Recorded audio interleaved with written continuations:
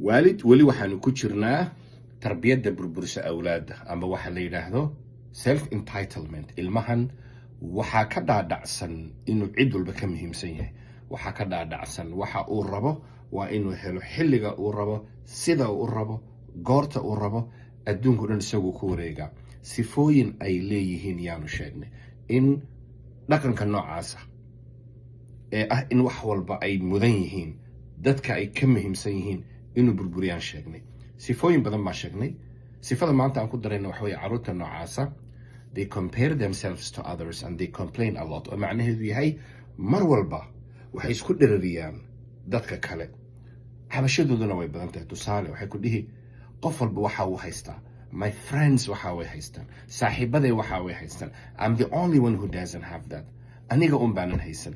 ama maanta dhan way cabanayaan, baraha bulshada wax ka arkayaan, facebookyada, tiktokyada, product la soo saaray, dhar waxay doonayaan ha noqoto, waa inay helaan siday u rabaan, haddii kale way cadhaysan yihiin.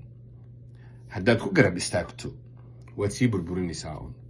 maxaa marka xal ah? xalka koowaad waxa weeyaan teach them gratitude, oo ah bar in mar walba ay ka abaalceliyaan, ay ku shukriyaan, oo ay aqoonsadaan, oo ay gartaan nicmada ilaahay subxaanahu watacaala siiyey. hadalaad u sheegaysa maaha, waa dhaqan la rabo inay yeeshaan, waa caado la rabo inay yeeshaan. waxaan rabnaa markay soo toosaan inay ogaadaan inay qoys famil haystaan, inay caafimaad haystaan, inay waxbarasho haystaan. caruur fara badan oo adduunka joogta inaan haysan. waxaan baraynaa marka gratitude waxa la yidhaahdo.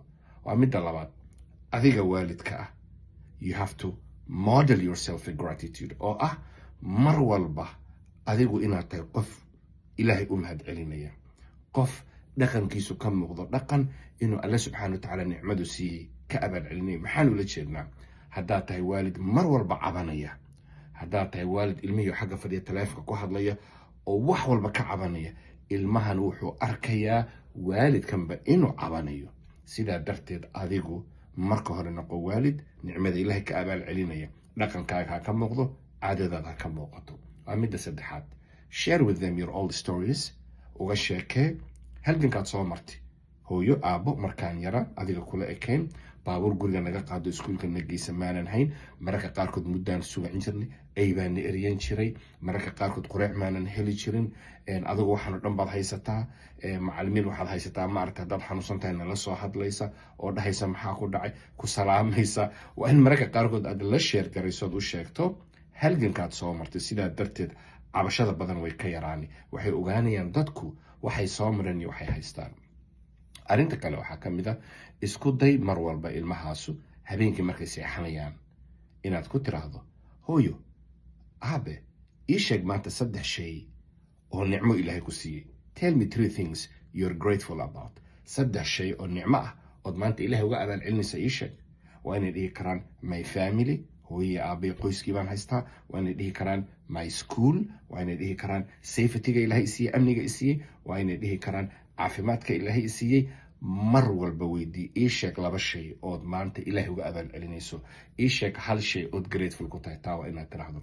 sababtu waxa weeye University of California, jaamacad California ku taala, baa waxay leedahay caruurta lagu koriyo inay bartaan nicmada ilaahay siiyey ee gratefulka, ee mar walba ka abaal celinaya nicmadan. markay koraan 25% waxay dheer yihiin caruurta kale optimism. waxa la yidhaha waa caruur rajo fiican, waa caruur adduunka rajo fiican kale. ma aha caruur depression ku jira, caruur ma aha maaragtay maanta oo dhan qaraacsan, ee waa kuwa yididiilo badan xambaarsan, waa kuwa farxad badan xambaarsan. optimism waa kuwa rajo badan adduunka kale. optimismka waxa la yidhaha iyo rajada iyo dareenka fiicanna horumarka qofka wax badan bay ka qaadataa. ilaahay awlaadana xifdiyo. fadlan muuqaaladan kala soco waalid legacy, la wadaag waalidiinta kale, subscribe dheh ummadana la sheer garay. wasalaamu calaykum.